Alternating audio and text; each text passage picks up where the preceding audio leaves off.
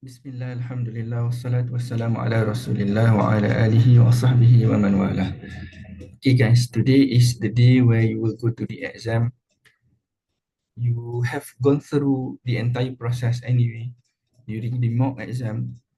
So during the mock exam, so this is just, you can consider it the second time, although perhaps more intense because this is the real exam. Remember that you have worked so hard for this. In fact, we have been working together for the past few months together, and you have spent a lot of not only money, guys, but also time and energy to do this. So today is the day. Remember that the pressure is there, but also the mission or the ambition that you have to pass is also there. So you must remember that you want to make this, you want to pass, and like you say here, like you see here, you want to secure as many passing marks as possible. Remember that. This is where the role of RPRT and so on is very important. Right from the beginning, when the examiner or invigilator says that candidates, you may now begin, then you tell yourself, I'm going to go through, I'm going to roam around the entire scenario, the exhibits and so on, with present already in your mind, to find where I can get marks. So there will be places in different tasks. That's why you have to answer all questions. There will be easy marks in all the tasks and sub-task sub-requirement that you have in the exam. So look for them. All you need to do in the exam is to pass, is to get passing marks. And I told you, you want to get 60 marks minimum. Maybe you want to aim for that, inshallah, if not more. Okay, guys, eh? So I think one of the ways to reduce the pressure, again, is to tell yourself, you are not trying to be trying to look for perfection. No, there will be more than enough marks for you to grab to pass. And I hope that will make you feel happy, because it will be like that in the exam, inshallah. Eh? Okay, so now I just want to recap a few things where I can here, and then we'll wrap up, because your time today is very valuable. So I don't want to waste that. Now, remember this. I think if I can finish with just this, and I will do that with this thing highlighted in, I think this is blue, right? So this is what you are going to do in the exam. So remember this. Perhaps if you want to open and read this again right before you enter into the exam hall, you can do that. Which is, I told you to adopt a 3-stage approach in answering the exam requirements. 3-stage. Always tell yourself, and I believe if you practice this during mock last time, but I did this after the mock, or you have one more mock that I shared with you from SCCA again. So you use this 3-stage. By right, this should be almost natural for you to use in the exam. 3-stage. Number one, when you are doing RPRT, actually, of course, you have to carefully understand the requirement. This is not only to help you when you answer the question later, but this is also to help you know what you have to find from the exhibit, right? You know, when you read the requirement, they ask about weaknesses of internal control. Then when you read the exhibit, you want to find what are some things that can help you on that. Okay, carefully understand the requirement. You can even highlight it. If questions ask you advantages, don't write about disadvantages. If questions ask you to critically discuss, then talk about both sides. What are the good things? What are but it is more towards criticizing, right? Or what are the comments that you want to make on it, especially when the professional skills marks is your skepticism. Okay, the first stage is very important. In fact, to me, this is the, this decides everything. The moment you do not do this right in this first stage, then all others will not follow quite well. Okay, so number one is very important. Uh, you know, pay attention to the word and, right? For example, discuss the advantage and write some implication on it. So the word and, done, will always tell you that there are more than just one requirement, which means that in terms of marking distribution, marks distribution, then you should know what to do with that. Okay, so carefully understand the requirement. Secondly, this is just the next step connected to the first stage, which is to understand the requirement. So the second one is to think about what you need. Oh, I need to talk about internal control. Is there anywhere in the precinct that they talk about internal control? Is there anywhere in the exhibit they talk about internal control? You have to think about where will that information come from, right? And then you know this because you know your answer must be specific to scenario. And in case if it's not there, last time I told you they asked to categorize between um, one-off cost, or what do we call it, capital expenditure, as well as operational expenditure, something like that. But it's not given. So in that case, I'm talking about some different questions here. So students must think on their own. So sometimes it is like that. The information is not there. So you have to think on your own, or you can mention what I already told you, which is point number 7 here. You can actually provide some suggestions regarding what information you think is important to make decisions, but it's not there. So to proceed further, you would mention that actually we need this information. You can say that. Okay. The second one, where will you get that from? And therefore, find them from where you think we can get them from. Lastly, you go on with the, I call it 2-mark golden rule, right? Because 1 point, you would try to score for 2 marks.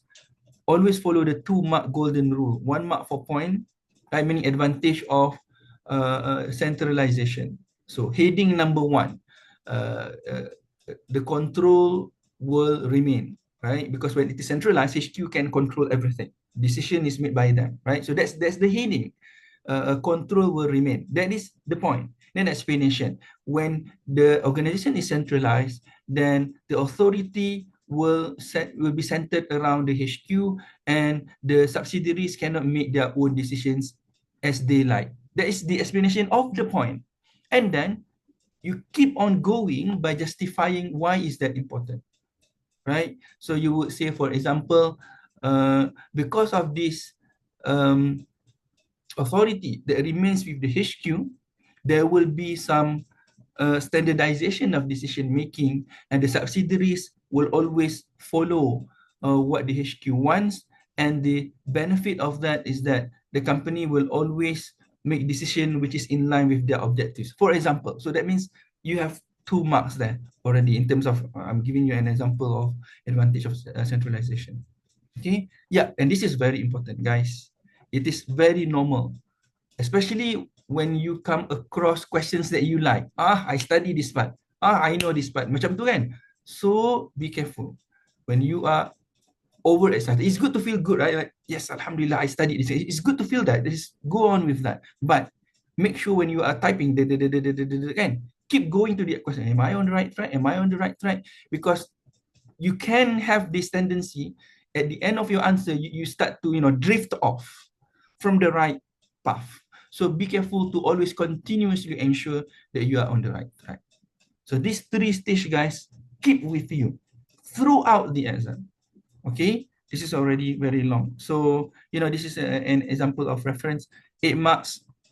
That means you should write 4 points, but it depends, guys. If you feel like, for example, there are many things to talk about in 1 point, then you can think of 3 marks per point, right? 3 marks per point. You get my point or not? Like in this case, so 8 marks, can. So if you have 3 points and each point you score 3 marks, that means that's 9 marks already. This is just a general rule. If 8 marks, can, then you need to write 4 points, or like I said here, at least 3 points. Why, guys? Why? I want to remind you again. 4 points, 2 marks each. 4 points multiplied by 2 marks equals to 8 marks. But the thing is, 8 marks is a full mark. Are you trying to be a perfect candidate that get 100% SBL? No. That's why I said this is the beginning. Okay, 4 points, but at least 3 points. So on one hand, you know what's required, maximum, and on the other hand, you try to be realistic and practical. Do not fall into the trap of when you have 3 tasks and sub-requirement, let's say there are 7 questions altogether, 4 of them you really like them, and because of that you really focus on that 4 questions. The other 3 too you ignore, and it's very clear to the examiner that you ignore them or you spend very little time on them. This is not a good thing. Try to make your answer as balanced as possible. And after you have made that, then when you have time, the questions that you feel that you can score more, then you add up. I told you already, right? It's not about perfecting one question, then only you move on. You keep going, task 1, task 2, task 3, and then add more, task 1, task 2, task 3, and then add more, task 1, like that. Okay? So do that. Inshallah, I believe that would be helpful because sometimes the idea does not come directly. It may come later when you go through another task. Okay.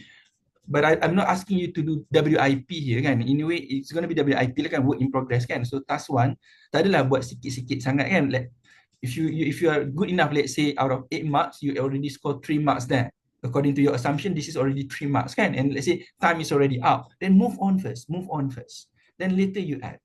Okay, and after all, it's CBE. So you can write the point first in case you are afraid that you may forget it. You write the key point first. Okay, I'm gonna finish off. I don't want to make this too long.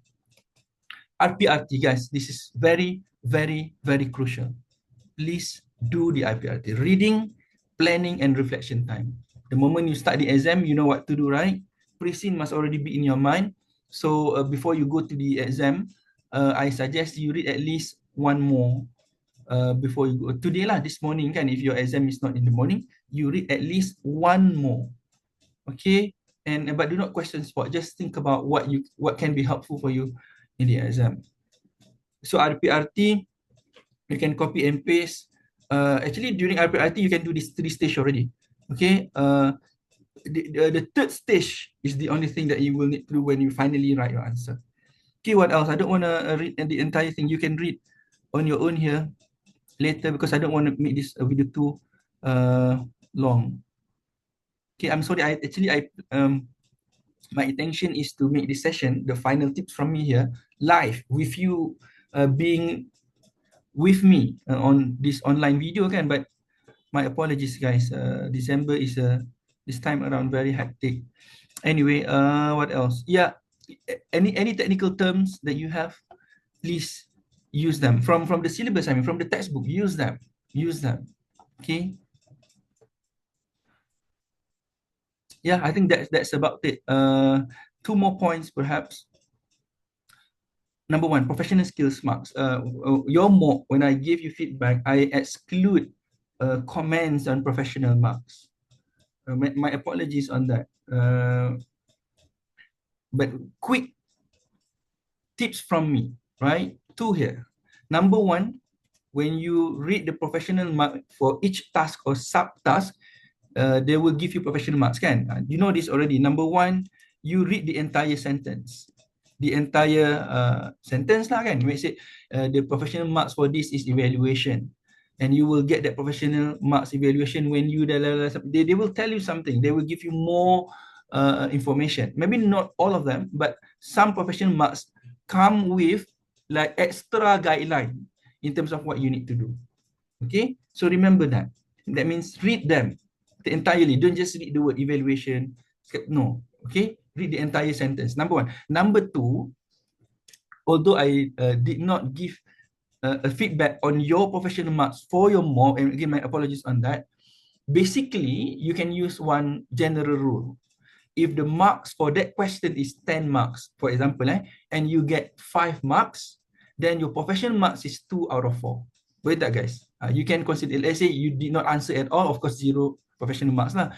If your marks is almost full marks, from 10 marks you get 9 or 8 kan. So your professional mark is about 3 or 4. I think that's the general rule. It may not be the same, but that's the general rule. So in other words, actually, when you answer the question, just focus on the technical marks, 10 marks, 12 marks kan. Actually, indirectly, that already give you the professional marks. Okay, so I hope that's clear. So you don't have to, I'm not going to say you don't have to worry too much about professional marks. You have to, in a way that you have to know that professional marks help you to pass. There are 20 marks allocated for professional marks kan. So try to get at least 10 marks, guys. That's a lot. 10 marks is a lot, which can help you very much. But then again, don't focus on the professional marks in the sense that you only want to score professional marks. Rather, your focus will be on the technical marks, but in your mind, when you write your answer to get the technical marks, you know already you have to be professional in terms of skepticism, to be analytical and so on, because indirectly you will score the marks. I hope you get my point. And then about pre-scene and exhibit, this is very important. Most of your answers, and therefore your marks, would come from the exhibit, not the pre-scene. If you have come across questions, passive questions, revision kit, and so on, that has something of different nature, that means your answers come a lot from Prison. Again, that is not the real final exam. This is not from me alone. This is from SCC. This is from expert tutor. What is it? Again, I repeat, most of your answers will come from the exhibit, not from the Prison. Prison will be helpful. It helps you familiarize with the organization and the industry. It is helpful. You can use some of them, but most of your answers will come from the exhibit. Remember that I would put minimum what? 80% will come from the exhibit. On that point, make sure your answer is really specific to what the question wants. Stage one just now. And number two, make sure as much as possible, do not roam around just giving some generic answer. No, give your answers based on the exhibit, based on the scenario. That will allow you to score higher marks. Right? Wallahu alam. I think I want to continue. I can do this for hours and hours, but I don't think that's the right thing to do now. So please know that I will be praying for you. I also have a lot of weaknesses on my side. I hope if you forgive me, inshallah, and I hope you forgive me anyway, Allah will make your patience and your forgiveness towards me one of the reasons why Allah will make it easy for you, and one of the reasons for you to pass, inshallah. Allahumma amin. Barakallahu fiikum, guys. All the best. Subhanakallahumma wa bihamdika. Ashhadu an la ilaha illa anta. Nastaghfiruka wa natubu ilayk. Wassalamu alaikum warahmatullahi wabarakatuh. All the best, guys. You can do this.